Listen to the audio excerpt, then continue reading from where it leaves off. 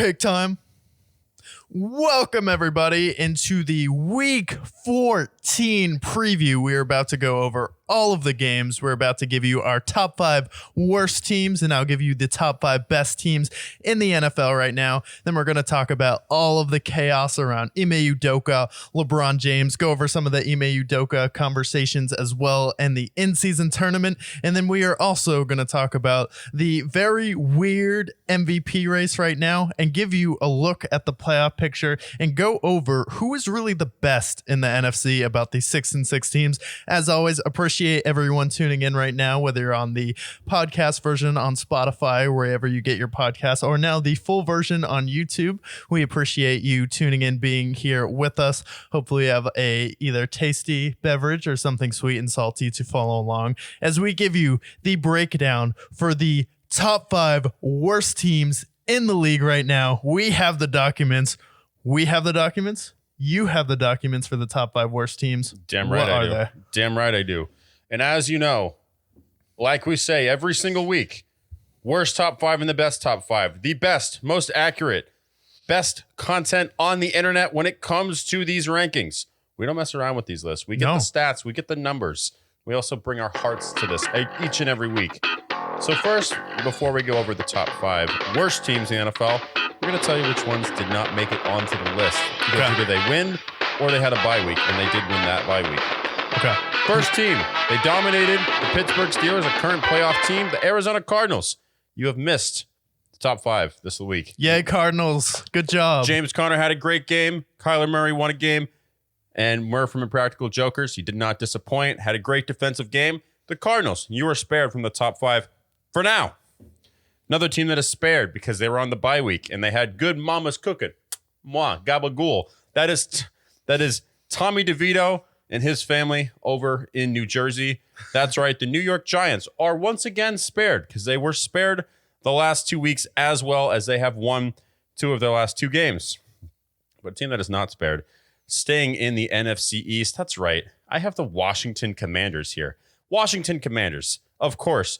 They were riding high. They were playing inconsistent ball. You flip a quarter one week, they have a great game. They flip a quarter again, they lose that following week. Well, ever since then, ever since they've lost to the Giants, it has been an absolute whirlwind. And in the last 4 games, not only are they 0-4, but they've been outscored 61-150 at this point.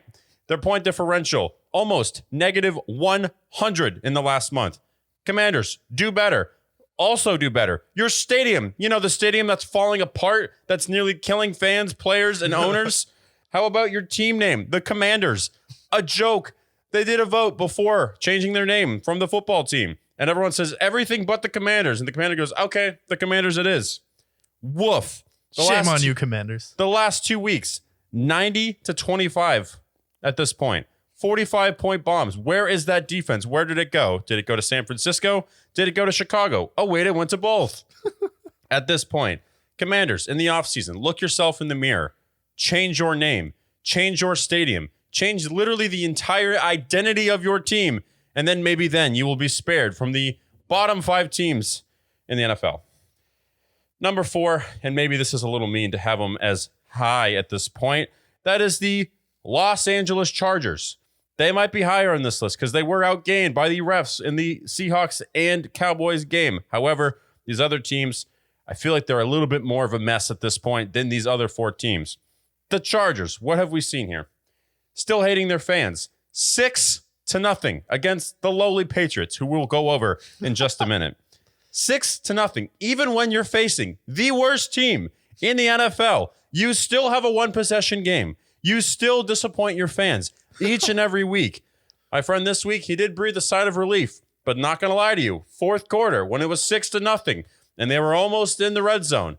Oh boy, we could have possibly lost 7-6 to the lowly Patriots. How do we muster 6 points when we have Justin Herbert, who many anoint as a top 10 quarterback? When we have Austin Eckler, who many anoint as a top 10 running back? With Keenan Allen, who many anoint as a top receiver in the NFL? Brandon Staley, the brains of the operation. With defensive players like Khalil Mack, one of the top 10 players defensively of the last generation. And yet you still muster up just a measly 6 points. Chargers, shame on you. Shame on your franchise. Yeah, shame on you. Get the witches, get the voodoo. I don't know what you need to do. I don't know if you need to go to Disney to get yourself some magic, but something needs to change in Los Angeles because I am disgusted. Number 3, this team, I give them a little bit of slack this week because you know what they did that these two teams following them have not? They outgained the refs from the Seahawks in Cowboys game the following week. They had 287 yards compared to the refs who had 257 this past week. So you know what? The Panthers, they outgained the refs. Therefore, they are number 3 instead of where they might be at number 1 or 2. I have the Panthers here. Are they the Panthers or the Kitty Cats? That's right. I forgot. The Carolina Kitty Cats. Out in Carolina, they nearly won a game this week, which is better what we've seen for majority of the season. However, you're still 1-11. You're still on pace to have the worst season and the number 1 overall pick, who, by the way, let's not forget, the Chicago Bears have. That's right. The Chicago Bears, the only team in NFL history who does not have a 4,000-yard passer. That's right. Even the lowly Jets. And that reminds me who number 2 is. The New York Jets. Now we saw what happened. They had the ugliest game of the week with the Falcons game, 13-8. And at one point I thought this team might be spared. At 2-0 game against the Falcons, I thought it was literally going to be 2-0 Jets. But Desmond Ridder did something, I guess, and that ultimately left them off. But then we hear reports out of New Jersey from the New Jersey Boogers saying, Zach Wilson, they talked to him about starting next week, and he goes, I don't really feel like it. I don't feel it. And at this point, they've had 18 quarterbacks since I started watching football. And at this point, I think to myself, why not the punter? Okay? You've had Zach Wilson. Zach Wilson sucks. You've had Tim Boyle, 2-touchdown king, Tim Boyle, 2 touchdowns in college, 2 touchdowns in his career as an NFL starter. He's not the guy. Trevor Siemian, who's eventually going to be playing for the Sea Dragons. He's not the guy. At this point, why not try Thomas Morstead? He's out there more often than your quarterback anyways. You might as well give Thomas Morstead a start because he might be able to actually get you some wins here. And then the worst of it all, Zach Wilson, who many deem to be one of the biggest busts in NFL history. And he says, you know what? I don't know if I want to start for the Jets. Why would I? Garrett Wilson's the only guy going for me I can throw it to because you paid Lizard Man $100,000 million billion jillion dollars, even though he was the number 4 on the Packers. And then you paid Dalvin Cook, who has no more legs anymore. You overpaid for all these guys, ruining your future so that you can give Acid Boy some money. And guess what? That didn't pay out well for you. You guys got finessed by the Packers. You guys are the second worst team, but you're not as bad as the number 1 team. And we all know who number 1 is because they have scored 13 points the last 3 weeks. No, not 13 points each week. 13 points, period. You gave up 6 points this past week to the lowly Chargers, who we saw at number 4. And you couldn't score a single touchdown. Better yet, you couldn't even score a field goal at this point. And here's some numbers that we have. I brought the numbers, as we do often on this show. The documents. They have scored 12.3 points per game, which is the worst since the 2011 Rams. Let's remind you who this 2011 Rams team was. This is a team that had Sam Bradford at the helm. Massive draft bust. Their number 1 wide receiver, Brandon Lloyd, who many people who might not have played or watched at that time think, who the hell is Brandon Lloyd? Don't worry, you're not alone. Running back, Cadillac Williams. What are we doing here? And who was the brains of the operation? None other than a longtime Patriot coordinator, Josh McDaniels. I guess when shit reeks, it really does. Not only that, outscored 26-13 over the last 3 weeks. 12 teams gave up more points this week than you have the last 3 weeks. You're the first team since the 1938 Chicago Cardinals. Yes, that's right, Chicago Cardinals, a team that would move to St. Louis and become the St. Louis Cardinals, who would move from St. Louis because it was too confusing to compete with the baseball team. Went to the Valley, and now they're the Arizona Cardinals, who are spared from this list this week. The first team since 1938. It's been 85 years since a team has sucked nearly as bad as you have. But wait, there's more. You are bottom 5 in first quarter points. You're bottom 5 in second quarter points. You're bottom 5 in third quarter points, in fourth quarter points, and overtime points. You have the 28th lowest points per game all time. You are all time pathetic at this point. And then, not only that, I figured out what's wrong with this Patriots team. And it's taken me a long time to synthesize and comprehend what is wrong with New England. Because it can't be their defense. They've only given up 10 points a game the last 3 weeks. Can't be the defense. What is it? It can't be Their special teams, it can't be Bill Belichick. It's not their coaching. What could it be? And I thought to myself, you know what it is? It's the offense. Oh my God, this offense is absolutely disgraceful. We have the Panthers who have nobody. They're throwing it to 85-year-old Adam Thielen. Their offense is better than you. We have the lowly Chargers with Justin Herbert. Their offense is better. The Jets even have a better offense statistically than you do. You guys, you have Mac Jones. And when Mac Jones sucks, you play musical chairs with Bailey Zappi, Malik Cunningham, Will Greer, Matt Corral, who you ruined his career.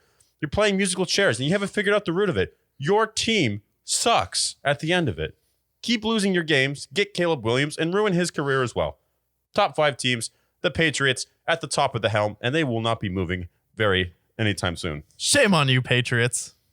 And Shame that on is you. the bottom 5 teams. Yeah, another incredible bottom 5 teams. And I know we're dwelling on a lot of negativity here, so I want to get it out of my system. So I have the documents I have here in my file. You can't see it here because it's invisible. That's how confidential our documents here are on the Brickyard podcast. But we're going to go over the top 5 teams in the NFL. And this week was one of the most challenging top 5 teams in the league to come up with because, well, sometimes I do want to put the Dallas Cowboys there. I know that the Dallas Cowboys haven't played anybody this year and haven't really proven that they can beat a good team. So why would I put the Dallas Cowboys there when I know they do this every single year and end up just disappointing us? So I'll save us the disappointment and not put them on the top 5. And then I want to put the Jags there, but Trevor Lawrence goes down. The Baltimore Ravens, but Mark Andrews isn't there. So I need to prove that they actually have an offense without Mark Andrews before I can put them there.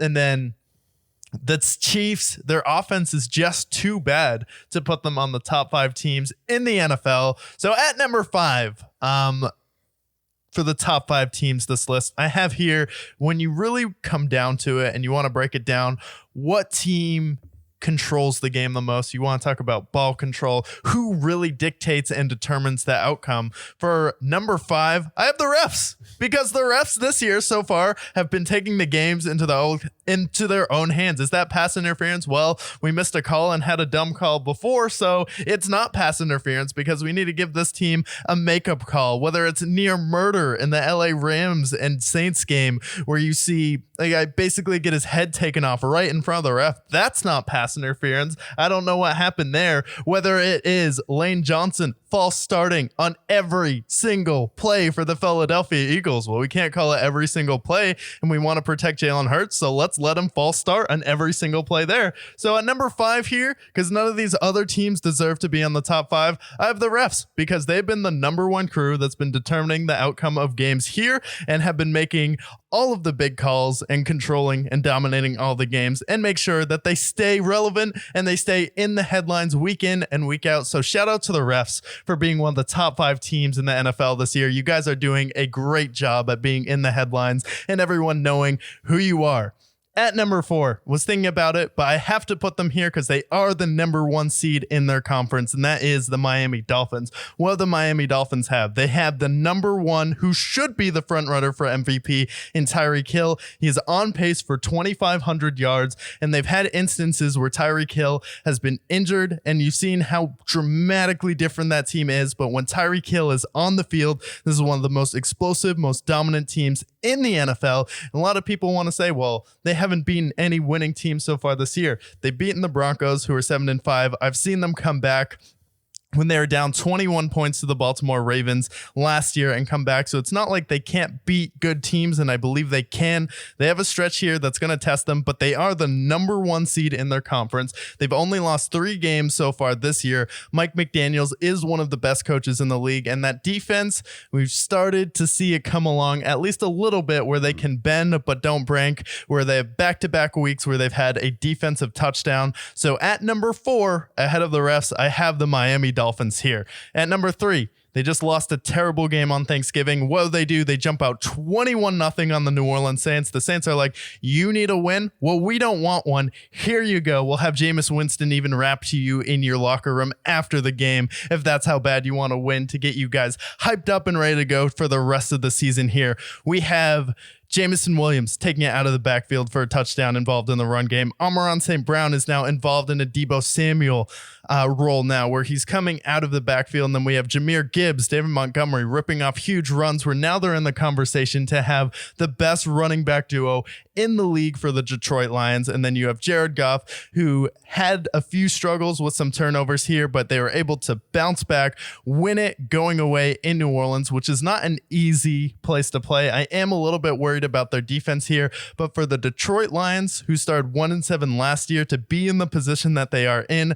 to go out there and win a playoff game, it is something special to see, especially for a Lions team that has been cursed over the past few years. So the third best team with all of that dark magic, if you believe in NFL gods here coming after it, we have the Detroit Lions overcoming all the dysfunction that they've had the past few years with Dan Campbell, Brad Holmes, and now Jared Goff, something that teams like the Chargers have not been able to figure out how to do just yet.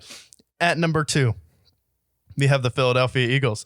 I said they were number 1 until the San Francisco 49ers beat them on Sunday. Well, the San Francisco 49ers, spoiler alert, they're the best team in football. But at number 2, have the Philadelphia Eagles. They have had the toughest schedule in the NFL. When you see Dak Prescott and other people ahead of Jalen Hurts in the MVP conversation, it is absolutely ridiculous, especially when you see how hard the Philadelphia Eagles schedule has been. This is why people were picking the Dallas Cowboys to win the division. All the Philadelphia Eagles with the toughest schedule in the NFL, they're 10-2.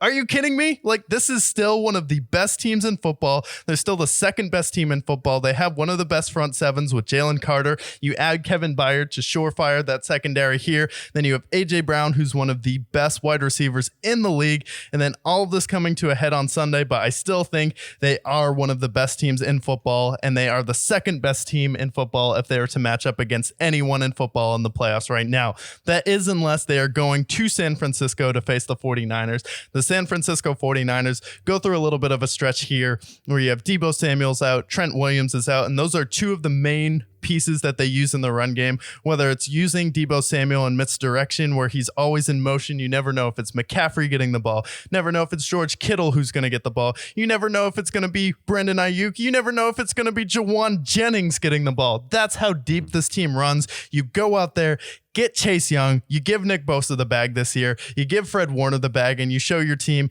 this is the year we're going to go out there and win the Super Bowl. Deebo Samuel says, if we had Brock Purdy in that conference championship game, that would have been the year we would have gotten to the Super Bowl and beaten the Kansas City Chiefs. And their offense is one of the most explosive offenses just off of checkdowns. Brock Purdy, hey, McCaffrey, 20 yards. Kittle, here you go, 20 yards. Deebo Samuel, 20 yards. All of this with the mind of Kyle Shanahan and the best roster in the NFL. The San Francisco 49ers, at this point, are the best team in football. You heard it here first from the Brickyard podcast. Most accurate, most confidential, most accurate form of content on the internet, ranking the bottom and top 5 teams, with the 49ers prevailing at the top of the echelons of the shield that we call the NFL moving into week 14. Yes, and now that we have the bottom 5 teams out of the way, now that we have the top 5 teams in your rear view mirror, we are now going to move forward and talk about the playoff picture. From here on out, we're going to spend some time each week letting you know how the wild card race is going, how the standings are playing out right now, and what key matchups you need to be looking forward to in the next few weeks here. So I have the NFC conference standings pulled up right here, and right now, I just want to start out with the simple discussion: who right now in the NFC is the best 6-6 team? Because we have the Dallas Cowboys. Looks like they're going to be the shoe-in to get that privilege of playing whoever wins the NFC South. But who is the best team when it comes down to the Vikings when they get Justin Jefferson back? Look at how good that defense has been playing and accelerating under the leadership of Brian Flores. Look at the Green Bay Packers, how they've been accelerating with Jordan Love coming into his own, the youngest team in football, one of the youngest head coaches in football. Look at how explosive Puka Nacua was on Sunday versus the best defense in football in the Cleveland Browns, which they have been over the past few weeks and most of the season. And then the Seattle Seahawks 6-6, them also being one of the youngest teams in the league. All of the talent on defense, can they pull it together and figure it out here down the stretch? So who right now out of these teams is the best? Honestly, I think with experience, with the coaching, with getting the number 1 receiver in the NFL back outside of maybe 2 or 3 other guys, The Vikings here with Justin Jefferson, you've seen how good they played without him the last 6 weeks. You get him back, that opens up the game for Jordan Addison, opens up the game for KJ Osborne, TJ Hawkinson, and Josh Dobbs. I think he struggled last time we saw him against Chicago, but now he gets an extra week to look over the mistakes that he made with him, with that extra firepower, with Kevin O'Connell and Justin Jefferson, who's able to take over a game like maybe two other players in the NFL can. I have the Vikings as the best 6-6 team. We can look at their schedule and see how they'll shake up, whether they're the 6th or 7th seed. But I think of these 4 teams, I think they're the shoo-in to make the playoffs with that 6-6 record. Yeah, I would have to disagree here because I think it's the Green Bay Packers, and one of the biggest reasons for that would be quarterback. When you look at Josh Dobbs, he is someone who has been good, but he doesn't have a starting job, and he's been throughout the NFL for a long period of time. We saw him start out hot with Arizona, then he started to peter off. We started to see some of those mistakes being made. He could only put up 10 points versus Coach Stepdad and the Chicago Bears there. And then we have the Green Bay Packers who went out there on Sunday Night Football without 2 of their best players, not 1 in Aaron Jones, but 2 with Jair Alexander, who's really their guy, who's going to go out there and make life miserable, and he has in the past for Justin Jefferson. And when you talk about shoo-in to make the playoffs here, the Packers probably have the easiest schedule left of any of these teams, where every single opponent from here on out is below 500 and out of the playoffs. So not only when you talk about best team, the youngest team in football, accelerating their process each and every week, I think they have more talent on defense, and I think Matt LaFleur has proven more of a head coach than Kevin O'Connell has here. But I also think Jordan Love is just better than Josh Dobbs and can make more throws. I think that currently I believe more in the Vikings defense as well. Danielle Hunter, he's a guy that's in the defensive player conversation. The Packers don't really have that same dynamic player that Justin Jefferson is. I like Christian Watson. I like Aaron Jones. I like some of these other guys. But I think the Vikings have more firepower than what the Packers have. If they were to face off against a team like the Lions or a Cowboys team, I think that they could put up more of a fight, where I feel like the Packers are an easier team to contain because their weapons are young. And I think that they're not able to put up a lot of points like a Vikings team can. What's easier to contain, a team that can run and pass or a team that can just pass? Well, can they contain Justin Jefferson is the question. Yeah, I think Jair Alexander has proven that he can do that. And I think the Packers' overall scheme with what they're doing, their weapons across the board, I think with Jordan Addison and Justin Jefferson, passing weapons, you have a little bit of a point there. But when it comes down to it, when you have to maintain a lead in the NFL, they have not 1, but they have 2 running backs that you can rely on. Aaron Jones can break the game open. A.J. Dillon, we saw him perform against the Chiefs, who's a top 5 defense in the NFL, and Jordan Love step up and make those throws there. It's really going to come down to, can the Vikings contain a Packers run game versus what are the Vikings going to do once they get a lead versus the Green Bay Packers? Because right now they just don't have anyone they can just give the ball to. Yeah, I think the run game is definitely a question. I think if we're looking at these 4 teams, they're right there with the Rams, with a team that kind of struggles to run the football. But I think also on the other side of the ball, you have a guy like Danielle Hunter. And I like some of the players on the Packers. They have some nice young talent, Luke Van Ness. But with Danielle Hunter there, adding pressure to the defensive line, and then you still have that secondary with Harrison Murphy and some other guys making some big plays. I like Brian Flores a lot in that defensive coordinator spot. So I lean the Vikings there. 2 teams that are both great, don't get me wrong, but I think I'd still take the Vikings as an edge. Yeah, I would take the Packers right now because I think Jordan Love, I just trust him at this point, and he's shown more than Josh Dobbs has, especially he made those rookie mistakes and has gotten better, whereas Josh Dobbs showed me a flash at first, and then he's gotten progressively worse at each situation he's gone to. Went to Arizona, started out well, beats the Cowboys, and then starts to get worse and worse each week, whether that's the Cardinals or just him. And then he goes to the Vikings. It's not like Justin Jefferson left while Josh Dobbs was there. Justin Jefferson was hurt when Kirk Cousins was still the starting quarterback. And then Josh Dobbs could only put up 10 points versus the Chicago Bears at home. Like, I get if it's in Chicago, but the Packers just put up 28 points versus a top 5 defense in the NFL on prime time. And that was an impressive game. Don't get me wrong. Jordan Love, I was impressed with what I saw here. I think more as a complete team and a team that has more experience, I still lean the Vikings. Yeah, I think the Packers, coaching-wise, have more experience in the playoffs. at the moment. And then Jordan Love has the experience of being at least in a playoff environment. And while he wasn't playing, he still did get to see Aaron Rodgers in those moments and sit behind him and learn from those experiences. And I think just talking about who's more likely to make the playoffs, I think the Packers schedule lends it a lot easier for them to be able to make a playoff push than the Vikings, who we saw them versus the Bears, 10 points like on prime time. I get Justin Jefferson is worth a lot, but is he worth 7 points? Is he worth 14 points? Yeah, he definitely is. I think it's like Tyreek, AJ Brown, Jamar Chase, and Justin Jefferson. You can rank them any way you want, but those four guys do add an extra touchdown, maybe 10 points to that game. I think with Justin Jefferson, that game's a lot different. Plus, also, I got to give credit to the Bears, too, because I think ever since their trade deadline, with getting that Montez Sweat, their defense has played a lot better. I don't think that game was great by any means. He threw 4 picks, but I do think that game does speak to how the Bears have played the last few weeks. Yeah, it can speak to how the Bears have played the last few weeks. I just can't really wrap my arms around a team that can't run the football, especially when it comes down to holding a lead and then just knowing what they're going to do. Because if I know I just need to drop some players back to make sure we have coverage, we can slide over to Justin Jefferson. How is Jordan Addison going to react to Justin Jefferson coming back into the fold? Is it going to be like, hey, I was the number 1 wide receiver, now I'm not getting as many looks here? And is it going to be a smooth, efficient offense with Justin Jefferson reincorporated? Yeah, I think it'll be good. But I think it's interesting to look through these 4 teams because right now we have the Cowboys. They're going to be locked in, whether it's them or the Cowboys. Them and the Eagles, whether or not they've jumped the Eagles or not. But these 4 teams, right? The other 2 teams are the Rams and the Seahawks. Of those 2 teams, which one do you believe in more? The Rams and the Seahawks. At this point, I would have to lean the Rams just because Sean McVay, I think at this point in his career, is a better coach than Pete Carroll. He is a little bit more in the know with how the leagues operate.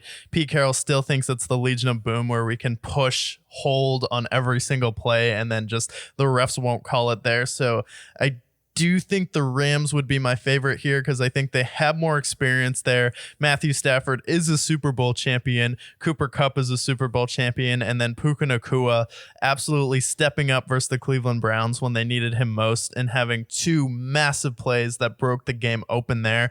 And they beat Seattle twice. Seattle, I can't wrap my arms around a team. You have one focus. That's number 11 on the Dallas Cowboys. And on the last play of the game, he runs unimpeded to the quarterback. How am I supposed to wrap my arms around a team like that? And then you have DK Metcalf having one of the best games of his career in the first half, on pace for 200 yards. And then you don't even look at the guy in the last few drives. Like, come on. Like, it's at the end of the game, it's like a Buffalo Bills, Minnesota Vikings situation where Kirk Cousins closes his eyes and he says, Justin Jefferson is out there somewhere. Geno Smith, you have to do that with DK Metcalf at some point. You do have to force feed someone like that the ball. And I just trust the Rams down the stretch to feed Cooper Kupp and Puka Nacua the ball. And now that they have a little bit of a run game now with Kyron Williams, I just like their experience and savvy a little bit more. Yeah, I think the Seahawks are a year away. I think that whether it's they go after someone like a Kirk Cousins in the in free agency or they try and draft one, I can't trust the Seahawks because I don't really trust Geno Smith when it gets down to it. And you know, especially with Kenneth Walker being banged up, Zach Charbonnet had some nice runs in that game, but overall, like I think that they don't utilize DK the way they should, and that defense is just too young yet. It hasn't quite come into its own yet. I think maybe next year is their year. The Rams, on the other hand, I think they have a worse overall roster, but you have Sean McVay, who's won multiple playoff games, who has been to multiple long playoff runs, whether it was the Super Bowl against the Patriots or the one that they won against the Bengals or the NFC title games that they've made to in the past. Like the Rams have the experience, albeit they're an older team. They're a team that is not a fully complete team. The Rams, I trust Sean McVay. He's one of the best coaches in the league. I trust Matt Stafford. I trust those 2 receivers. And Kyron Williams has been playing out of his mind. Yeah, so you have a run game there, and then it's with Seattle. There's just some mistakes you can't make here, and now you have back-to-back devastating losses, and then you're going to go up against San Francisco here. You have Pittsburgh, who's coming to town, who, even if they don't have Kenny Pickett, it's still going to be a tough game for you. So it's like you kind of really dug yourself a hole in this stretch here, and this was the stretch you needed to really cement yourself as a contender. And then you just see them playing around with teams like the Commanders, which is what people gave people ammunition to say that Sam Howell could be a guy in the NFL. And then it turns out he's actually pretty terrible over the past few weeks. And I think it'd be fun to go over just to go through the schedule real quick for these 4 teams, because everybody else, like NFC South, it's going to be one of these 3 teams, but it doesn't really matter who, because they're going to lose to the Cowboys in the first round. Cowboys are all but locked at the 5 seed. So we'll start. Do you have a preference on who we start with? Let's start at the bottom with Seattle. Okay. So this is the Seattle's record. Keep in mind that they're 6-6. They have 5 more games, and this is our schedule here. They start with the 49ers this Saturday. Yeah, that's no shot. Not with how the 49ers are playing. That's a loss. Then they face the Eagles on Monday Night Football. That's like an easy game for the Eagles with who they've been playing the past few weeks. Yeah, so at that point, they're 6-8. Then they face, the schedule gets a little bit easier. They face the Titans on Christmas Eve. Where are they playing them? Tennessee. That's a tough matchup. That's a tough matchup. Maybe they edge it out. Either way, they're 7-8 at that point. The Steelers. This is at home on New Year's Eve. I think Kenny Pickett could potentially be back then, but if they're at home, I think they can beat Pittsburgh. So they're 8-8, and then they face the Cardinals to end it. Cardinals may be playing some upset ball potentially. Yeah, so you're like 9-8 at best. I think they're 8-9 or 9-8, or at worst 7-10. Yeah, at worst 7-10. It's like, how much is that team really going to have left in the tank after facing the 49ers, and then you face Philadelphia the next week after that? I mean, that is a brutal stretch of games. Plus, at that point, they'll have a 1, 2, 3, 4, 5 game losing streak at that point. Yeah. I think when you get to the end of the season and you've lost 4 or 5 straight games, then at that point, like, you see a team like the Titans where maybe they're not playing for a playoff spot, but you have Mike Vrabel there, you have D-Hop, you have a defense that's still relatively formidable. That's a team that can still win. Yeah, Will Levis is still playing for a job, so it's not like he's going to lay down and be like, I get we're out of the playoffs. He's like, no, he still needs to show something. So, like, none of these games are going to be easy, especially with the Steelers, too. Yeah, Tennessee, their defense is also much better at home than it is on the road. Yeah, and then the Steelers are another team that's fighting for a playoff spot, and they're in a much better position than the Seahawks at that point. Yeah. So you could see them be 7-10. So Seahawks could be out. Rams, right? Their schedule is easier than that. They faced the Ravens this week in Baltimore. In Baltimore. Yeah, Ravens are off a bye though, but that's a toss-up for me. I think the Ravens should win that game, but we'll see without Mark Andrews. Okay. So we have them losing that game. Then they face the Commanders. Win. That's a win. Easy. They're a bottom 5 team according to the Brickyard. Are they staying on the East Coast? No. Okay. They go back to SoFi. And then they face the the Saints on Thursday Night Football. Yeah, munch. That should be a munch. So that's 2 out of 3 wins. Then they face the lowly Giants. Munch. That should be a win. So that's 3 wins there. At that point, they're 9-7. Then they face the 49ers to end it. I mean, Kyle Shanahan's kind of Sean McVay's father in the regular season, but they did give them a tough matchup, and maybe the 49ers have the 1 seed, but Niners could still be playing for seeding. So I'll give the Niners the benefit of the doubt. So at that point, they would be 9-8. So they'd be better than the Seahawks at that point. Those are 3. Like, I feel confident with 3 wins there. Then we have the Packers, whose schedule is significantly easier than every other team here. They have the Giants this upcoming Monday night. Munch. That should be a dub for 100%. Then they face the Bucs, who are fighting for the NFC South. Where? In Green Bay. Oh, yeah. I mean, Baker outside in the cold. Is this at 1 o'clock? Yes. Okay. Yeah. I'd still go Packers there. Okay. And then they have the Panthers. The Kitty Cats. I think they can beat them. And then they face the Vikings in a pivotal seeding matchup. Where is it? This is in Minnesota. The Vikings have to win that game probably, but I'll go Packers. Okay. So maybe they take a loss there, and maybe they don't. Then they face the Bears to end it.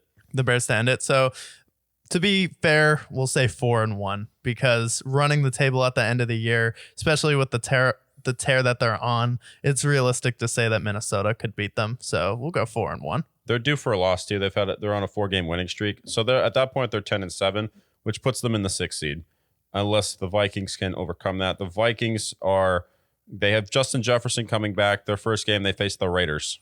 The Raiders? Yeah, they should be able to beat the Raiders, right? Yeah. They should, right? Right. And then they face the Bengals on a Saturday game with Jake Browning. I don't know. That's not an easy game. Is that in Cincinnati? Yeah. Yeah, I'd go Bengals. That's a tough game. So we'll take a loss there. Then they face the Lions.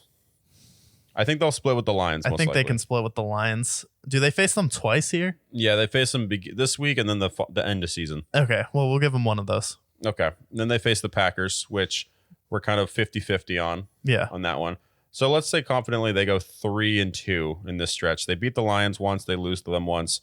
The Bengals game or Packers game, I think those are two games that could go either way. So you're looking at 2-3 or 3-2. Okay, yeah. So it'd be Packers 6, move up to 6, and then the Vikings slow down to 7 there, and then the Rams have to beat Baltimore to make the playoffs.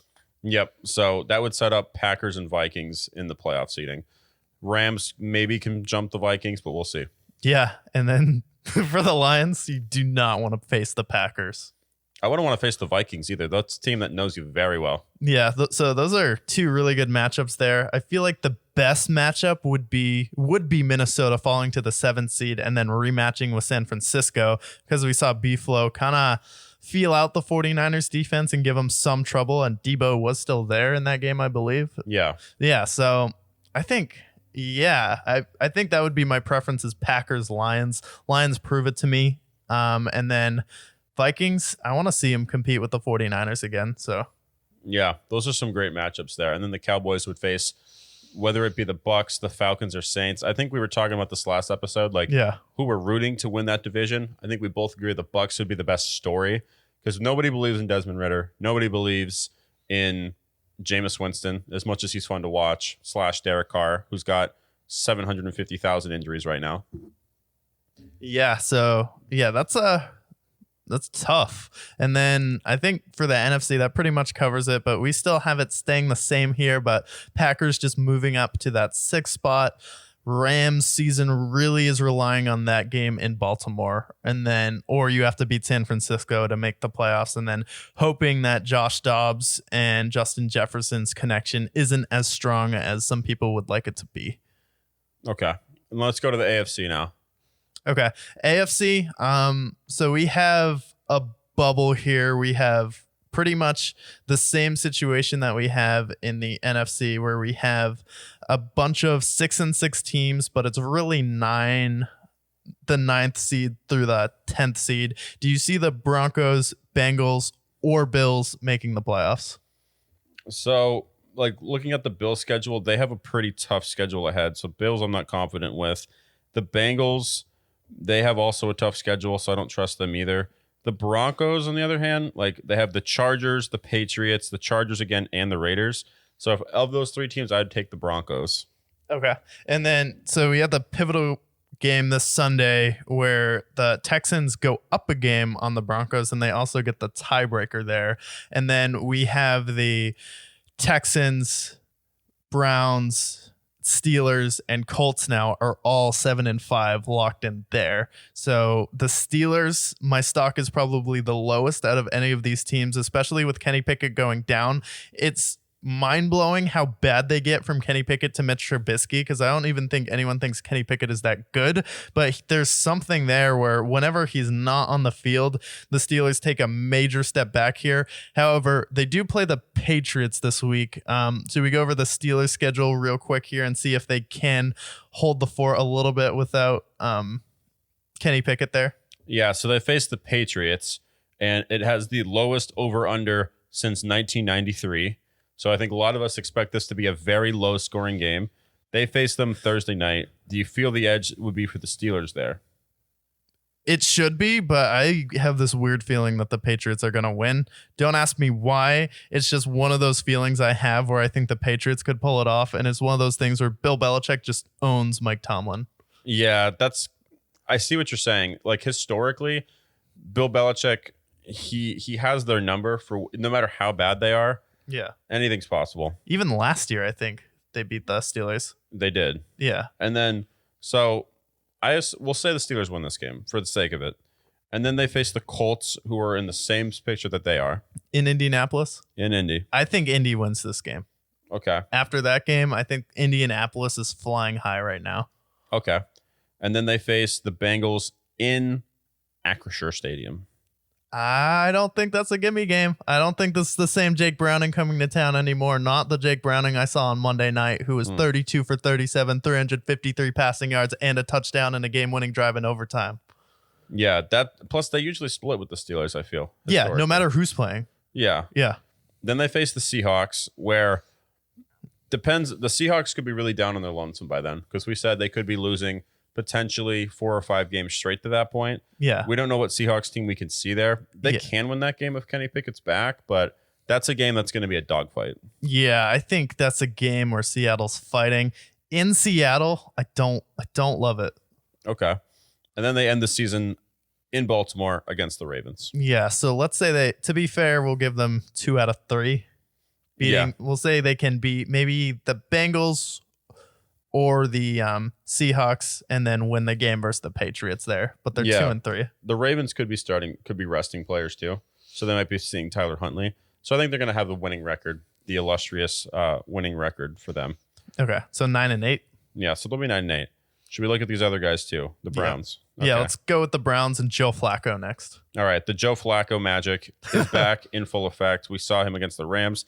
Didn't get the win, but looked good. They start off with C.J. Beathard in the Jags in Cleveland. Yeah, in Cleveland, you should win that game with C.J. Beathard. You should win it. With Trevor, I would pick the Jags, but I think with the way the Bengals, who aren't a great running team, were able to do it, I think Kevin Stefanski can expose some of that. I think so, too. I think the Browns win that game. Then they face the Bears the following week. Where? In Cleveland. Ugh, disgusting game, but I'll go Browns. Joe Flacco is better than Justin Fields. Yep. So at that point, they're 9 and 5. Then they go to Houston on Christmas Eve. To Houston? Oh, my God. Without Tank Dell, it depends on the health of Amari Cooper. But, yeah, that's a pivotal game there. I'll rely on the Texans whisperer. I'm going to say the Texans win that game. Okay, Texans win. Okay. And then they have at this point, Thomas Morstead could be the quarterback at this point for the Jets. Thursday Night Football for the Browns, and they are at home. Against Aaron Rodgers? I don't know. Sure. Against Aaron Rodgers? Yeah, no. Browns have to win that game. They have to. And then they face the Bengals. With Jake Browning. Is that in Cincy? Yes. I think the Bengals could still win that game. Okay. Like Jake Browning, like the offense looked pretty good with him, especially going to Cincinnati. They're just a different team at home, especially with that defense. And the Bengals could still be playing for something or at least upset ball. So I think that's a game where it's like, oh, we could knock our division rival out of the playoffs. Let's go out there and get it done. So at this point, we have them like 3 and 2 or 2 and 3. So they're like at the 10 and 7 mark at this point with Joe Flacco at the helm. Let me look at the Colts real quick. They face the Bengals this week in a pivotal game in Cincinnati. In Cincinnati? That's a dogfight. That really is. That's really a flip a coin battle. I think Cincinnati can win that game.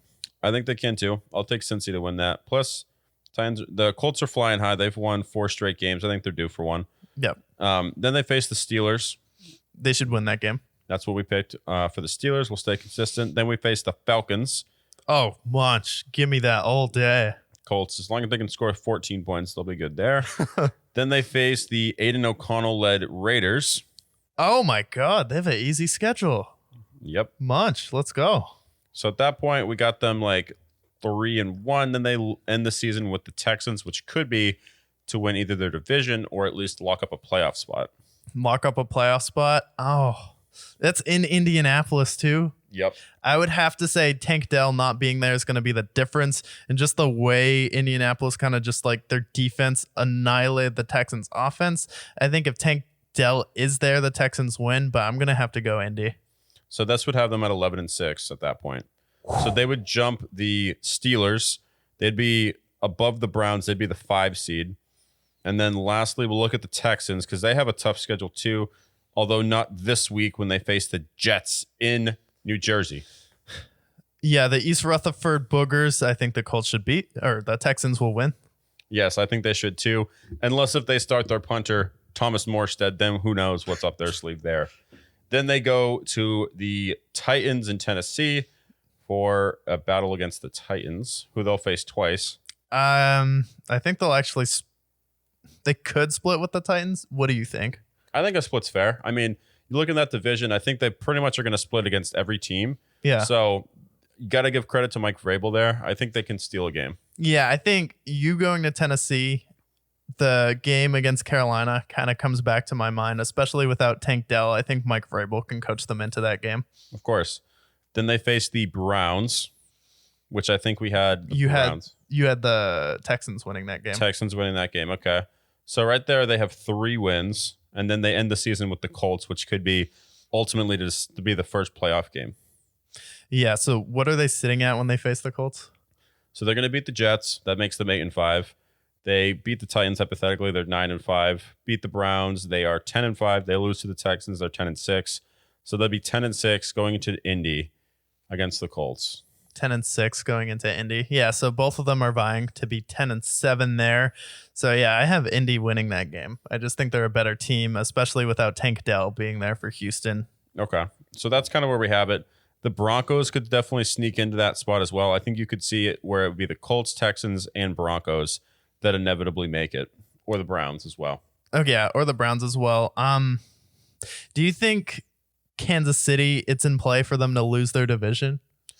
No, I think they'll ultimately lock it up. As much as their offense has been clunky at points, I have to trust Andy Reid and Patrick Mahomes. They've proven it to me too many times. Okay, so we would have then it would be Colts, Texans, and Browns. Yeah. Okay, and then Patrick Mahomes.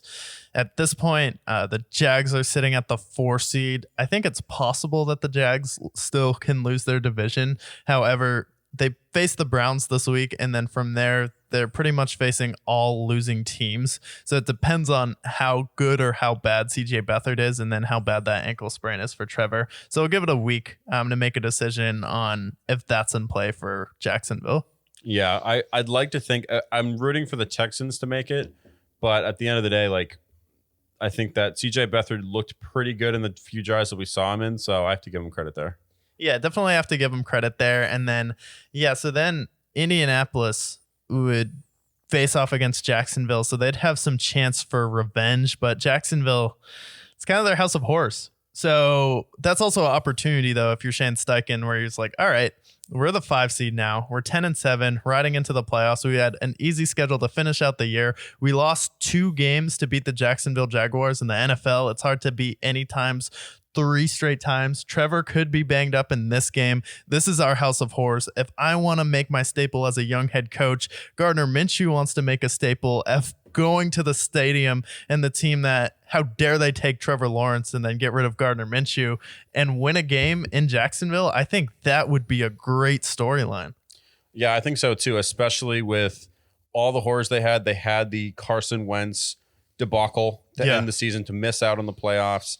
Obviously, Gardner Minshew has his tribulations there, and then Shane Steichen, breaking the mold there. So that's a team where I do think the Colts can win that game, especially with the Jags and how inconsistent they've been. Yeah, and for me, I just think out of all of these wild card teams, the Colts have the best weapons. Out of any of them, I think the Colts have the best weapons, and I think the Colts have the best coaching. While I love DeMeco Ryans, I just think the offense for Indianapolis has more pieces that they can move around.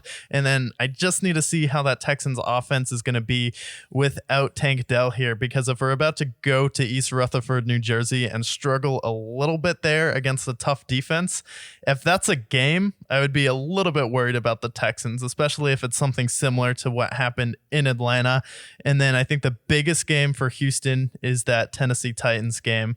And then the biggest game for Indianapolis is, can you beat a team like the Steelers? Okay, then we know you're a rock solid playoff team here. But I just think Michael Pittman, Josh Downs, Alec Pierce, and then if Jonathan Taylor gets healthy with Zach Moss, any one of those guys could just go off for you on a given Sunday. Yeah, especially with that playoff mentality too, because they haven't made the playoffs with those 3 guys yet. I don't think Michael Pittman was there with Phillip Rivers yet, so I think that they're going to be amped for that game, and I think they can win a lot of different ways. So Colts will have a good game there. Yeah, Colts will have a good game. I'm interested to see what Jacksonville does, especially without Trevor here. Kansas City, we'll see. They have a tough schedule, but they should win their division. And then Baltimore, it could get interesting if their offense is just bad without Mark Andrews, then you could see them going out in the first round here. But I'm excited to see the playoff race, especially these wildcard teams in the NFC and the AFC. We're definitely going to be wrong about one of these teams, and one of these teams is definitely going to fall off here. So I'm excited to see it play out. Another thing we've been excited to see play out is the MVP race this year. And then I have the odds pulled up from Vegas, but it's one of the worst MVP lists I've maybe seen ever, because starting at number 1, we have Brock Purdy. And while we've been supporters of Brock Purdy on the show and we think he's a good NFL quarterback, and we're not a show that sits here and bashes him, I just think when you have the best roster in the NFL, it's just like giving it to the best player on the best team. This would like be giving Kevin Durant or Steph Curry the MVP with the Warriors team when they're the number 1 seed. It's just not fair, because I think one of the most important players on that team, if you want to give anyone the MVP, it's Christian McCaffrey. Because if you take Christian McCaffrey off that team, are they the same team?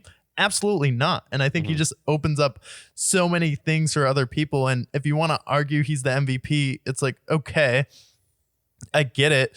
But at the same time, you lost 3 games in a row when Trent Williams and Deebo Samuel went down. If you're that most valuable player, that's when you step up, not when you have your worst 3-game stretch. And when those guys come back, you still are playing at a high level. But if you give it to Brock Purdy, I would be disheartened if I was Myles Garrett, Tyreek Hill, TJ Watt, any of these guys gunning for the MVP who's not a quarterback here. And then after him, real quick with Brock Purdy, like, you look at the numbers, you can argue it. Like, I don't think he doesn't belong. It's not that he doesn't belong in the MVP race, but I just don't think he deserves to win the MVP. Right. Like, you want to give him an MVP vote, I appreciate that, because he's got the numbers, he's got the efficiency numbers. Like, sure, you want to put him in the conversation, sure, I respect that. But there are other players, like we mentioned, that I think are more valuable to their team and more pivotal to their success than Brock Purdy has. Because when they had that 3-game losing streak, statistically, he was one of the worst quarterbacks in the league in that 3-game stretch. Yeah. Could you compare him to, like, I don't know, like a young Drew Brees, where he's just like so smart in the way he processes information, and just the accuracy is so high off the charts that another thing people would knock Drew Brees for is he was really the first short quarterback, didn't have the strongest arm of his kind. Like, maybe you make that comparison for him. I think it's fair. I mean, he's got the numbers. He's got the tenacity. He's definitely a killer, and I like Brock Purdy a lot. You want to put him in the top 10, I respect it. But again, we're talking about the most valuable player. We're not talking about a stats award. I think there's other players that should be there. Yeah, and then at number 2, Dak Prescott himself. And you want to talk about a guy who has the stats and he has the numbers, but doesn't necessarily have the value for his team there. It's like, okay, you can give Dak Prescott the award and he can be in the conversation, but who has this guy beat this year? Like, honestly, what playoff team has he beat? At this point, it's been, he's beaten up on the Panthers, the Patriots. We're talking about the only teams that he's beaten that haven't been on the bottom 5 teams, according to the Brickyard, has been the Rams and the Seahawks, who are both, in our eyes, not going to make the playoffs in the NFC. So they need to beat this next couple stretch of games. If he can go out there and play his best football, sure, give him an MVP vote. But I don't think he's the most valuable player in the NFL. Yeah, the most valuable player would do? If they have a wide open touchdown, they can walk into the end zone and potentially have a division changing win that would potentially give you the ability to sweep Philadelphia and walk into the end zone. You know what they don't do? Step out of bounds. Yeah. And cost your team the victory. Like, how is that valuable? Like, that's the least valuable play for Dak Prescott. Yeah, I can agree there. And then after that, we have Jalen Hurts, which I'm fine with because he's had probably the hardest schedule in the NFL here. He has the stats, and they've been winning all of those close games. Any problem there at, like, number 3? Yeah, I would put Jalen Hurts in the top 5 conversation. So I respect Jalen Hurts there. They've been able to redefine the game with the tush push, and he's got the numbers to back it up. Again, it's a similar argument to Brock Purdy, where they have all this different talent around him, but he's been the second best quarterback in the NFL the last 2 years. Give him an MVP. He could have won last year. Yeah. And then after that, we have Patrick Mahomes, who it's like, yikes, your offense can't score more than 20 points and you're in the MVP conversation. I think there's too much voter fatigue for him too. Like, he won last year for the same argument where he didn't really have the help there.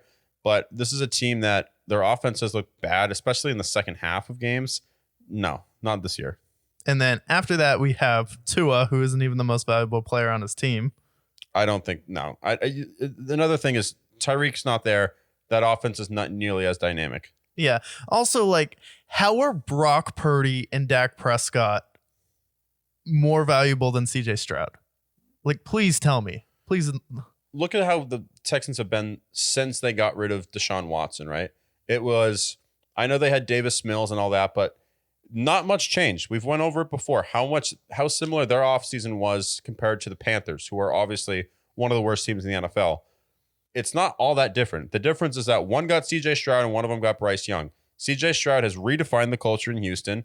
He's made it work with people like Tank Dell and Nico Collins and Noah Brown. It's him. He's more valuable to that Texans team. That team is not 7-5 without CJ Stroud. Yeah, and do you think Dallas or San Francisco's record would be any different, if not better, if they had CJ Stroud on that team?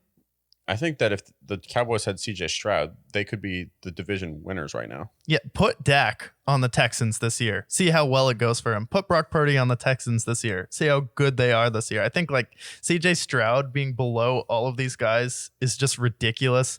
Then after Tua, we have Lamar Jackson. That's just like, okay, Lamar Jackson's won an MVP award. Let's put him on this list. And then finally, we get to Tyreek Hill, who I think should be at the top of this list. He's going to be the first wide receiver to have 2,000 receiving yards. He has averaged 30 yards a catch these last several games. He's got the stats to prove it. He's going to have the best wide receiver season of all time. Cooper Kupp, the last time, he had that Triple Crown year 2 years ago.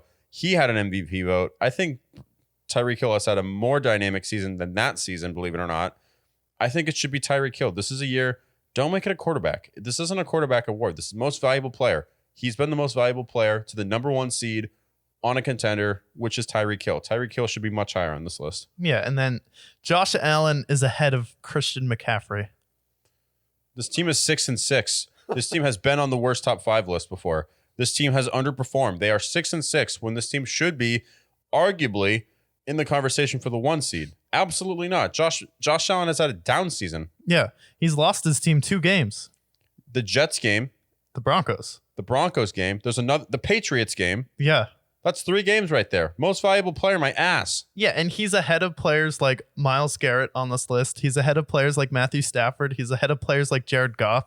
He's ahead of players like Trevor Lawrence on this list, who I got injured this week. But you look at this MVP list and you see all the quarterbacks here. It's getting pretty ridiculous. How about if we're adding players to this list who aren't in the playoffs? How about Jamar Chase with the performance he put on last night? How about AJ Brown with how valuable he's been to the Philadelphia Eagles this year?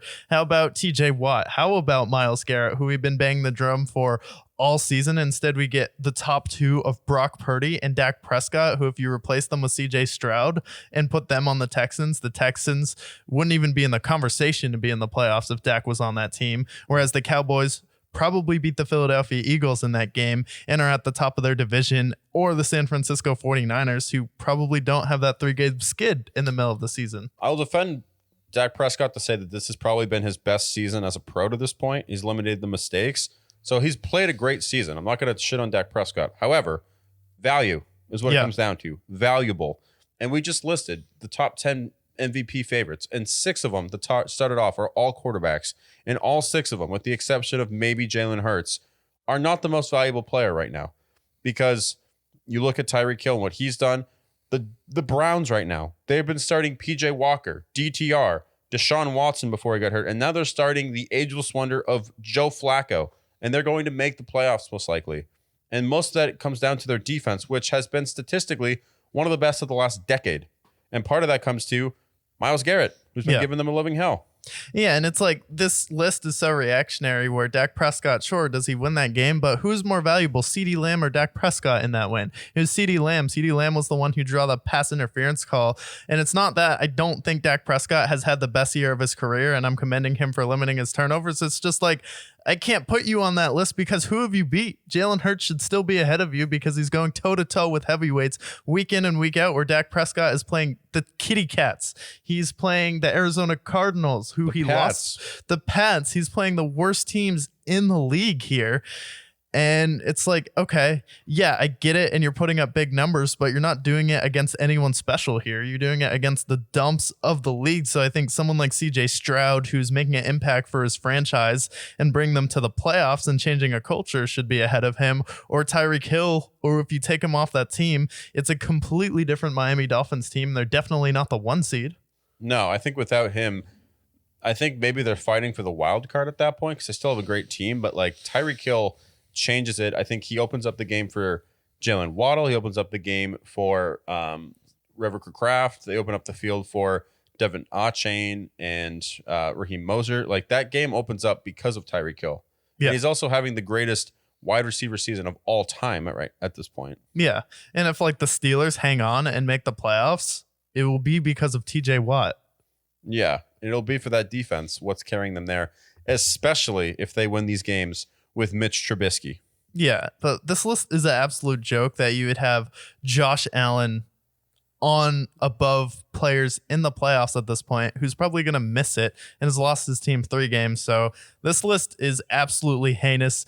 It's absolutely ridiculous. Anything you have left to say about the MVP conversation? No more quarterbacks. The quarterbacks are not winning the MVP. It's going to change every week. Brock Purdy is not going to have a good game next week, hypothetically. And they're going to plummet him off the MVP conversation at this point. You guys are ready to pull out the pitchforks and burn his house down because he had 3 bad weeks. And now suddenly he's the MVP. You guys were talking about putting him in the XFL when he was playing this bad. And now all of a sudden he's the MVP. I hate the MVP conversation this year is toxic as fuck. Yeah, it is toxic this year, but I think we have the best qualifications for the MVP this year, and I think we had the most rational, least toxic discussion, most informative. That's why you do come to the Brickyard, because week in, week out, we have been right about so many things about the NFL this year, and we can't stop because we are on fire right now. And one thing we were right about is Ime Udoka is an absolute savage, and if I wanted to play for any coach in the NBA right now, it would be Ime Udoka. Not only does Ime Udoka make himself an absolute legend in his departure with Boston, and a lot of people were bagging him for the controversy. Oh, how could you tear through the entire city of Boston and become a household name in every single woman who's a Celtics fan's bedroom?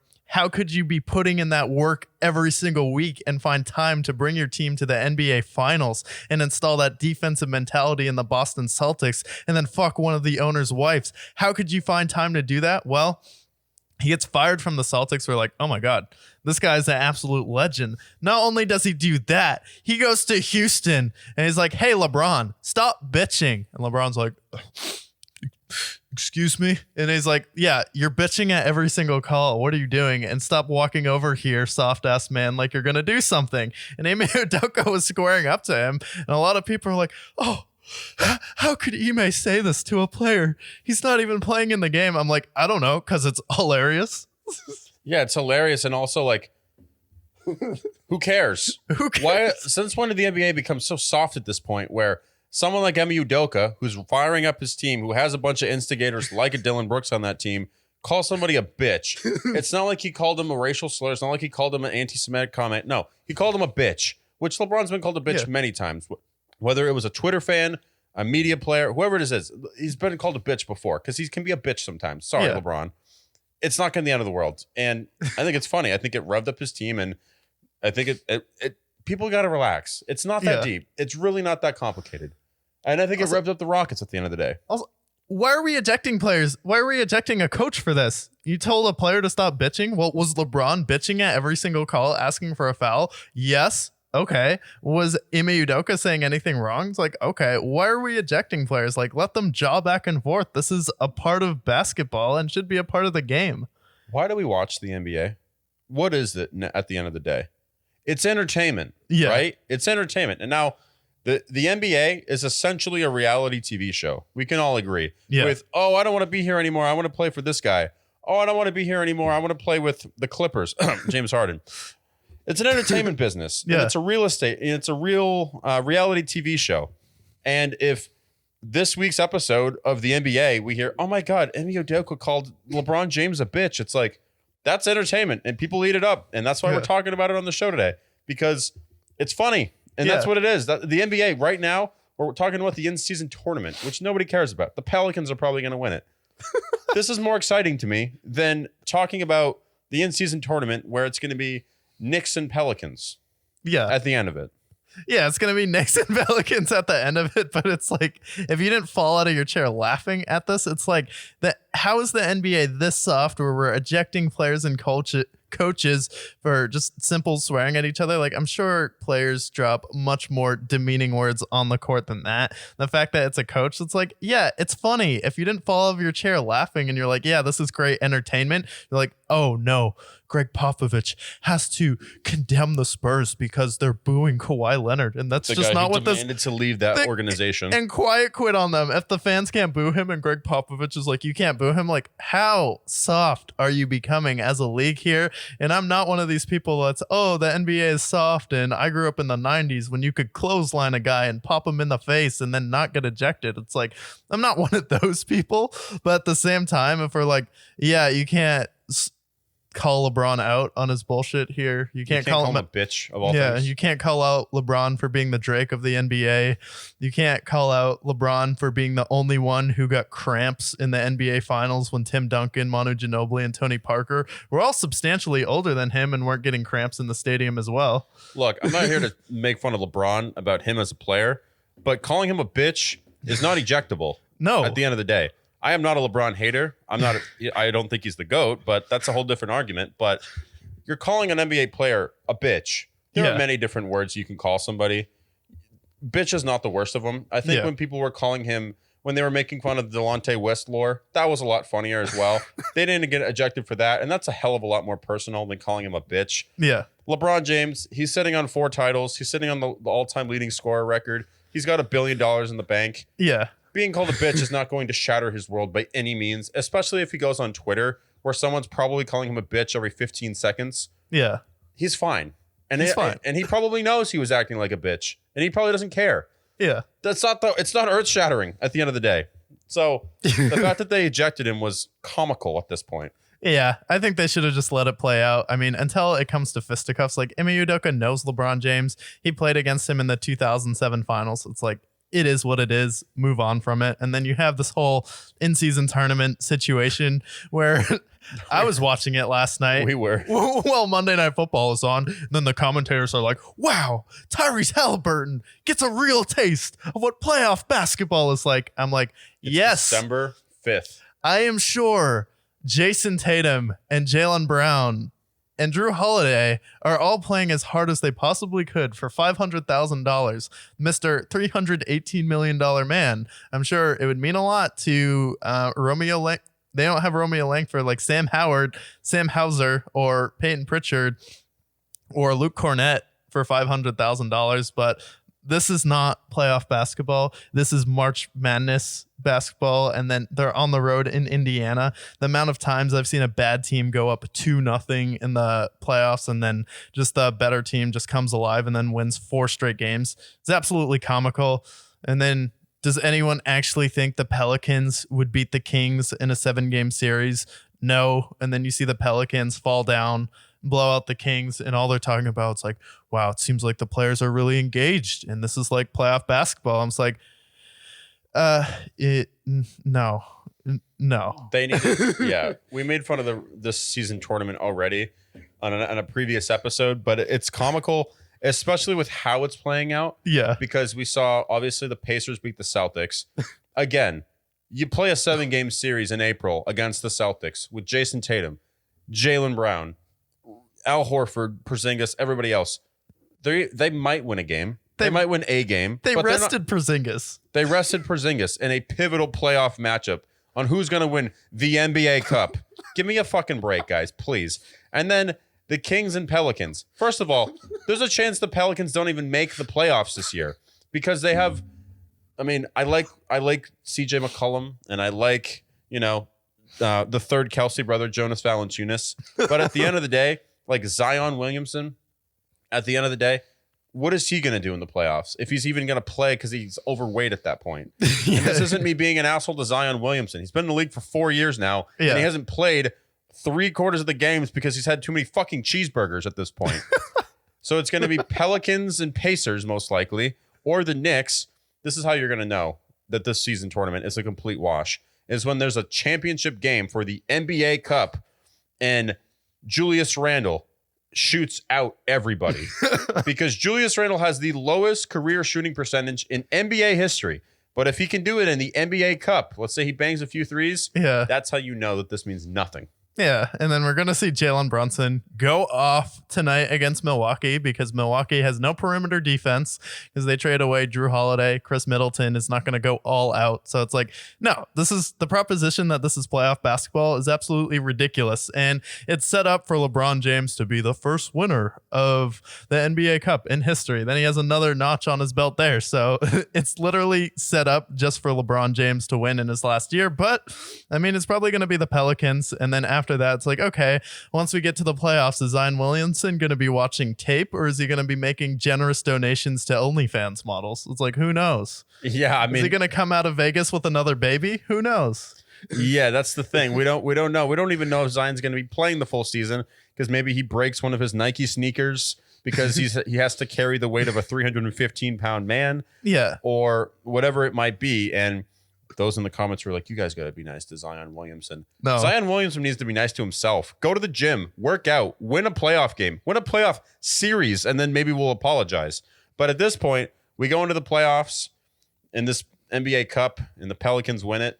When they're fighting for the 10th seed in the play-in tournament, we're going to be like, oh, wait, turns out the NBA Cup doesn't mean jack shit. Yeah, it turns out it doesn't mean anything. It's like you get a taste of playoff basketball. Like, no, you don't. This is like March Madness. Maybe we'll try and play at the end of the game. But Tyrese Halliburton, 4-point play. That's not going to happen 4 out of 7 games in a series. And then Zion, I like even turn to you, and I don't want to harp on him too much, but this is the last thing I say. I just turn to you. I'm like, wait, what was he supposed to be good at again? Yeah, and he hasn't. What did he do? He had like a layup. Yeah, he had like 8 points. Yeah, he had 8 points. It's like, that's why they pay him the big bucks. Yeah. Ooh, he can dribble. Ooh, he can groundbreaking. Dunk. He can dunk, just like Blake Griffin could. Yeah, just like, ooh, DeAndre Jordan with a handle. I'm terrified. Yeah, but in-season cup, this is not playoff basketball. This doesn't mean anything. But what does mean something is week 14 of the NFL playoffs. And we're about to do our weekly picks here where we run through every single NFL game here. And I'm going to pull up the scores and spreads right here. But while we're doing that, we have Thursday Night Football, which we do know. It is the lowest spread in NFL history. Yes, they have an over-under of 30 at this point. And the Steelers are favored at this point. They are, I believe, playing in Acrisure Stadium. Yes. And first off, with the over-under, it's amazing how they have it as low as they do, and yet I still will pick the under in this game. Because the Patriots, as we know, they have scored 13 points this last month of the season, and they've also given up not many points as well. They've given up 26 points over the last 3 weeks, which is below 9 points a game. So you add that along with the Steelers, who don't have Kenny Pickett. They have Mitch Trubisky, one of the biggest bums in the last quarterback drafts. I think it's going to be the under, honestly. Under 30? Absolutely. The over-under for this game should be 13. Like, how is the over-under not 13 for this game? You have the Patriots and Bailey Zappi, or Mac Jones, or Malik Cunningham, or Will Greer, or Brian Hoyer, or Matt Corral. Hell, maybe they even pull out Chad Ryland from the kicking squad. Or maybe we'll call up Adam Vinatieri. Maybe he'll play quarterback for us. So, yeah, I think the Steelers have to win this game, albeit with Mitch Trubisky. I just can't pick a team that's lost 3 straight, even though I really want to pick the Patriots to win this game. I can't. So I'll go the Steelers in this game. Will they cover the spread of -6? Absolutely not. I think it'll be like a field goal touchdown game still. I'm going to go like 6-3. In this game, maybe 7-3. Yeah, 6-3 in that game makes sense. So yeah, we both have the Steelers in that game, 6-3 on Thursday Night Football. Gouge your eyes out because you'll probably want to. And then we have the battle for the NFC South. Pretty much whoever wins this game is going to be put in position to win the division here. Tampa Bay Buccaneers going to Atlanta. Atlanta Falcons are 2.5-point favorites, which is indicating that the Tampa Bay Buccaneers are technically the favorites to win this game since Vegas gives you that 3-point push for being at home. Who do you have in this game? Who covers the spread? Look, I had to go to therapy this past weekend after what I saw with the Jets and Falcons game, after what I saw with Desmond Ridder and all these other players at the corral of the Falcons. That Falcons game, it left a bad taste in my mouth compared to the Bucs, who did have a nice win against the lowly Panthers. I have to pick the Bucs in this game because I'm rooting for both what I want and also what the fans want. What would you rather see in the playoffs? Would you rather see Desmond Ridder or Baker Money Mayfield, Mr. Progressive himself? It's got to be the Bucs. I'm praying that the Bucs win this game so that they can win the division and lose to the Cowboys in the first round. Yeah, I am picking the Buccaneers to win this game, and I am picking it so that they can go to the playoffs, and so Baker Money Mayfield can have the best game of his career and potentially beat the Cowboys. Mike Evans on Duran Bland. Do I like that? Absolutely. Yes, I do. Let's go Buccaneers. And then we have at 1 o'clock as well, the Indianapolis Colts, now winners of their past 4 games, are 1-point favorites in Cincinnati with an over-under of 40.5 here, going to take on the Bengals, who just had a star born on Monday Night Football. This is in Cincinnati, right? Yeah. You know what? Maybe I've been liking some of that Cincinnati chili, that Skyline chili. I'm actually going to pick the Bengals to upset the Colts here. I think the Colts are riding high. They had a great game against the Titans. However, this Bengals team, they have nothing left to lose at this point. They don't have Joe Burrow. A lot of people are counting him out. And I think that their defense stepped up when it mattered. Jake Browning proved to be a formidable starter. I have the Bengals winning this game simply for the fact that they have Jamar Chase. Joe Mixon had a great game as well. And I like what I saw from them. I like the coaching of Zach Taylor. I'm going to take the Bengals in this one. Yeah, and I think it's not crazy because the Cincinnati Bengals defense has been excellent this year, especially at home. It's played much better there. So I think the Cincinnati Bengals should be able to win this game because you do have Jamar Chase, do have T. Higgins, and then the quarterback matchup with Gardner Minshew and Jake Browning. We'll see what Jake Browning does here, but I think the Indianapolis Colts have a pretty easy schedule going forward from here, and I think this is probably their last really tough game on the road, so I think they are due for a loss. So I'll actually go with Cincinnati as well here, and I don't think it's really that crazy. No, I mean, Colts maybe should be favorited, but at the end of the day, like, they've won 4 straight, and a game like this could be a game that they could easily lose. Yeah. And then we have the Jacksonville Jaguars with CJ Beathard going down to Browntown in Cleveland, the dog pound there with Brownie the Elf on the center of the field for some reason there in Cleveland. But Browns coming off a tough loss versus the LA Rams. Jaguars coming off a tough loss, potentially losing their season without Trevor Lawrence. Do you have the Cleveland Browns here who are favored at 3 points at home? Ask me this. Do you believe in magic? Sometimes, yeah. You believe in magic sometimes. Well, I do remember not but 12 years ago, the magic of Joe Flacco and what he did for that Baltimore Ravens team. Now, granted, since then, a GTA 5 have come out. A GTA 6 trailer has come out since then. But I believe in a thing called Brown, and I believe in a thing called Joe Flacco. And I think Joe Flacco can beat this Jacksonville Jaguars team and upset them and potentially affect their divisional standings. So I have the Browns winning this game with Joe Flacco. Yeah, I have the Browns winning this game as well, especially Jacksonville Jaguars without Trevor Lawrence. Don't love that here. The over-under for this game is 30, so they're expecting it to be a pretty low-scoring game. I think the Browns will be able to win, especially with how the Bengals were able to expose the Jaguars' run defense, which is a team that has struggled all year long. I think they can definitely do that with Jerome Ford and the likes of Kareem Hunt. So give me the Browns here as well, and I think they definitely win by more than 3 points.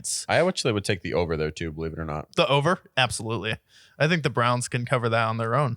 And then we have the Detroit Lions heading to Chicago as 3-point favorites against Stepdad himself off of a bye, over under of 40.5 here. Who do you like?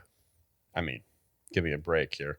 I got to believe in the Lions. The Lions still believe that they can be the 1 seed.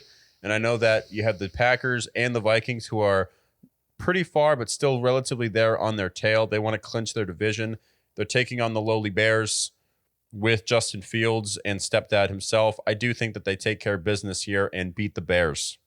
Yeah, Lions, Tigers. Every time I watch the Bears, I go, oh my. Yeah, so I'll go with the Lions as well. So give me the Lions 3.5. I think they covered that. I think they'll be able to push the spread up here. Going to Chicago can be a house of horrors, but I think that run game should be enough to carry him through it with David Montgomery and Jerome Ford. So Lions roar here. 10-win season. Congrats on the Lions. And then we go to New Orleans. We have the Panthers, who will be wrapped to by Jameis Winston in this game, taking on the Saints, who are 5.5-point favorites at home. I said in the preview, potentially, that the Panthers can win another game because although they did not play great against the Bucks, there's a game in there that they can win because I think 1-15, 1-16 is a little bit rude. Well, this is the game that they will win. They have Jameis Winston. What does Jameis Winston like to do? He likes to throw for a lot of yards, and he also likes to throw it to the other team. And I think that with that secondary, they are capable of beating the Saints in this game. The Saints, without Derek Carr, it seems like something's in the air there.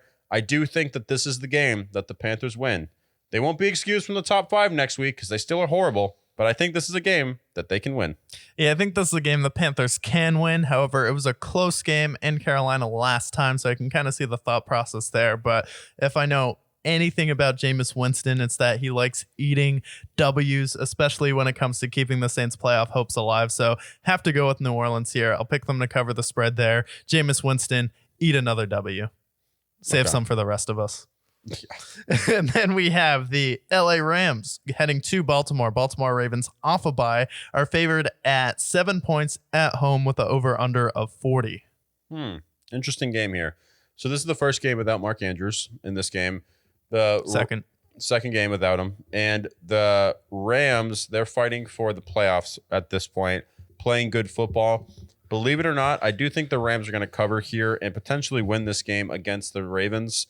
I think they're playing for the playoff hopes. The Ravens feel pretty confident in where they are. I think even if they miss out, they'll still be in the playoffs. So give me the Rams. I think the Rams are actually going to upset the Ravens here. Yeah, so I'll take the Rams to cover, but I'll go with the Ravens to win this game simply because of how good their defense is here. I do worry a little bit without Mark Andrews, but I'll give them the benefit of the doubt this week. However, I could definitely see the Rams beating them if Zay Flowers has an off day, and then you never really know what you're going to get from OBJ, Nelson Aguilar, or the rest of the supporting crew. So let's see a big game from Isaiah Likely. I'll take the Ravens to win it so they can cement themselves in a position to take on that 1 seed there, but I do think the Rams can make it a game and cover that 7-point spread. And then that takes us to East Rutherford in New Jersey, taking on the Booger McFarland Boogers. The Texans are coming to town as 5.5-point favorites. First game without Tank Dell. Will Zach Wilson start? If he feels like it, maybe. Will the kicker start? Maybe. Maybe they call up Dicker the kicker. Yeah, well, no matter who starts for the Jets, what we can expect them is to score a max of 13 points. CJ Stroud, he is currently the Rookie of the Year favorite, as he should be. And we like what we've seen from the Texans defense as well. I have to pick the Texans here. They know what is ahead of them. They need to make the playoffs if they can, or potentially leap the Jaguars. And the Jets, they just look dead in the water. They've lost 5 straight games. Unless if they got the punter, Thomas Morstead, out there, I don't have any faith in whoever they bring out there. Give me the Texans. Yeah, I'll take the Texans in this game simply because East Rutherford, New Jersey Jets.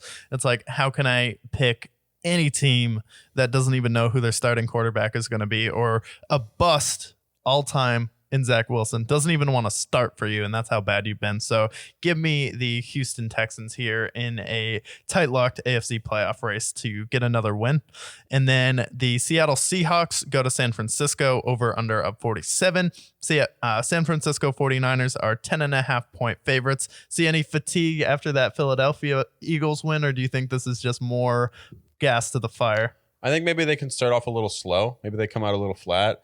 I think that Seahawks can cover in this game, but I do think that the 49ers do win this game simply because you look at the Seahawks offensive line issues that they've had. They have Chase Young, Nick Bosa, and Fred Warner that they have to deal with, along with Javon Hargrave. And I have not been impressed with what I saw from Geno Smith the last few weeks. Really, the key to this game will have to be DK Metcalf, getting him acclimated. But we saw what happened 2 weeks ago. It was not pretty, so I don't have hope. I will take the 49ers in this game. Yeah, I'll take the 49ers as well. I saw that Thursday night game. It was in Seattle. Can't imagine that's going to build. I'll take the San Francisco 49ers to cover the 10.5-point spread here. I don't see the Seattle Seahawks suddenly rolling over on the right side of the bed and then covering a 10.5-point game. I just think Seattle's going to run through them in this game, and it's not really going to be close. So give me San Francisco to cover.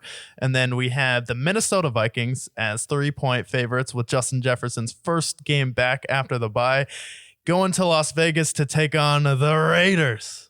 Who you got? Well, we got the Gritty King back, and he's fully healed. He had that extra bye week. so he got to rest up even more. He was probably ready to go this past week prior. But with Josh Dobbs, ball-headed assassin himself, with Justin Jefferson, with Jordan Addison, TJ Hawkinson. What else do I like about this team? Their defense has been playing well as well. Granted, they did lose to the lowly Bears. However, with Justin Jefferson back, that does change the dynamic of that offense. Give me the Vikings to cover the spread and win this game. Yeah, Vikings, I definitely think, should cover the spread and win this game. I think it'll be about a 10-point victory here. Don't really believe in Aiden O'Connell. I think Minnesota's defense has flown under a lot of people's radars here. And while they did lose 12-10 to the Chicago Bears, they did hold the Bears to only 12 points there and didn't allow a touchdown. So I think that defense is underrated at this point. So give me the Vikings to cover the spread there. About a 10-point victory. And then we have one of the most telling games of how the rest of the season is going to go. We have the Buffalo Bills going to Kansas City as 2.5-point underdogs taking on the Chiefs here. Chiefs offense definitely struggling over the past few weeks. And then Buffalo Bills had a bye, kind of recovering from that Philadelphia loss. And then they played well in that game and the offense was firing. Do you think Buffalo has a chance to beat KC? I think they definitely have a chance. However, betting against the Chiefs to lose after a loss, like having a back-to-back loss, it's not very common for me to bet against them. The Bills are playing for a playoff spot. I think this will ultimately sink their playoff chances if they lose. So I actually will pick the Bills to win this game simply because of the circumstances that they're in. If the Chiefs were to lose, I think they still win that division pretty handedly. Where I think we expect to see a Josh Allen masterclass game and ultimately win this, especially with the animosity that they have. Yeah, so for this game, you can look at the Chiefs and say, wow, their offense has been bad and underperforming over the past few weeks. However, they're going to have some help on offense this week, and that's in the form of Josh Allen. Josh Allen has been one of the most turnover-prone quarterbacks. Whenever you need him most in the Philadelphia game, ends up turning the ball over. Kansas City Chiefs defense has been one of the top 5 defenses in the league here. So I think KC's defense will be able to contain the Buffalo Bills. This is going to be an ugly game in Kansas City, but the Chiefs are at home here. They're not going to lose back-to-back games, and I think Josh Allen will help them out here with some turnovers. So give me the Chiefs, and if they win, I definitely think they cover at 2.5 points. Yeah, it's going to be a field goal probably. And then we have your two favorite teams facing off here. The Denver Broncos going to SoFi to take on the LA Chargers. The Chargers win this game, they'll be ahead of the Broncos, which is crazy, as 2.5-point favorites. Who do you like? Well, let's see. One team started off 1-5 and won 5 straight games until they recently lost this past week. The other team is somehow 5-7, even though they probably should have lost every single game that they've won. Even though they won against the Patriots, if I'm Brandon Staley, I'm not happy. 6-0. What a great baseball game we watched there. I'm never picking the Chargers to win another game. I hope Brandon Staley works at Taco Bell after this. Give me the Broncos. Broncos had a chance to win against the Texans. I'm taking the Broncos. Russ, let them cook. Let's ride. Let Russ cook. Yeah, I'll take the Broncos here. They're coming off a loss, but they have been better over the past few weeks. Do I think it'd be hilarious if the Chargers won? Yes, I do, but I have to go with the Broncos just because I can't rely on the Chargers here for that reason. But I'll take the Broncos to cover the spread because I think it'll be a 1-point game. Well, it's a Chargers game, so yeah, you can probably bank on that. And then by this point, you would have been waiting all day for a Sunday night. Well, we have the matchup here. It is Philadelphia heading to Dallas to take on the Dallas Cowboys, and the Cowboys are 3.5-point favorites at home. The over-under is 53.